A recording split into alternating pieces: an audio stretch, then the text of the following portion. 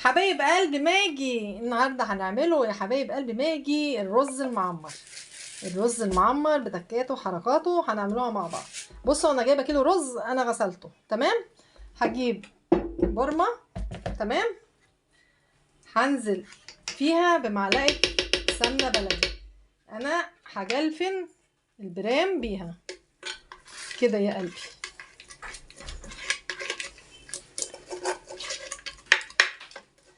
خلاص يا قلبي، بعد ما تجلفني كده البرام بحته السمنه الفلاحي، لازم طبعا تكون سمنه فلاحي. خلاص هجيب بقى الرز اللي انا غسلاه، وبصي انا مصفياه منشفاه من الميه خالص اهو.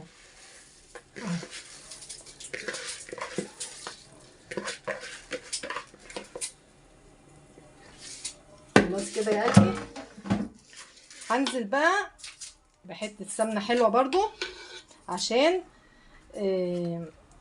هجلفن الرز بالسمنه البلدي عشان يبقى ايه لما يجي يستوي كده يبقى مفرفر وحلو كده يا قلبي. تفضلي تدعكي فيه كده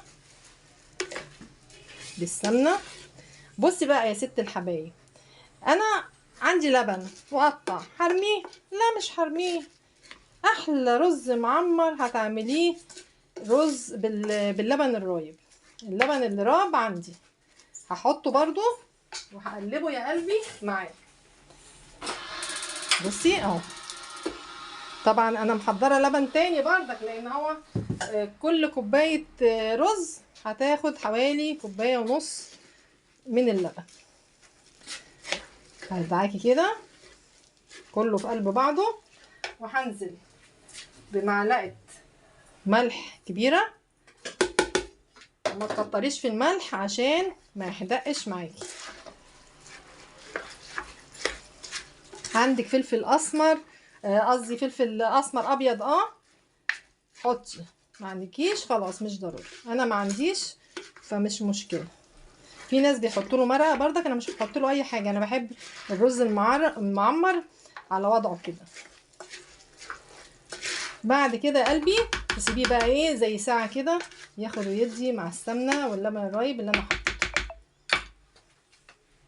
كده. خلاص يا قلبي عدت الساعه، انا هنا بقى مسخنه كيلو لبن هنزل بيه. يبقى احنا حطينا كوبايتين اللبن رايب على كيلو لبن لكيلو رز. تقلبيه كده وتدخليه بقى يا قلبي الفرن، تحطيه بقى على نار عاليه في الاول، وبعد ما يبتدي يغلي كده تبتدي توطي عليه عشان يتشرب براحته. بصي يا حبيبه قلبي، الرز خلاص اتشرب طلعته من الفرن. هكون محضره له حته قشطه، حته قشطه لبن تكون عندك تحطيه يا قلبي كده عشان يحمر لك الوش ويخليه تحفه. بصي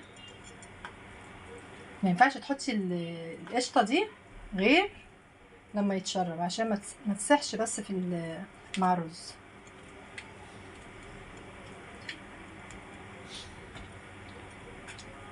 بس كده يا قلبي، دخليه بقى تحت الشوايه وشوفي الجمال، شوفي الجمال مع ماجي.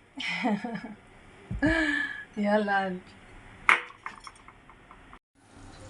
ايه الجمال ده، ايه الجمال ده، شايفين شايفين برام الرز المعمر؟ مش قادره اقول لكم تحفه تحفه.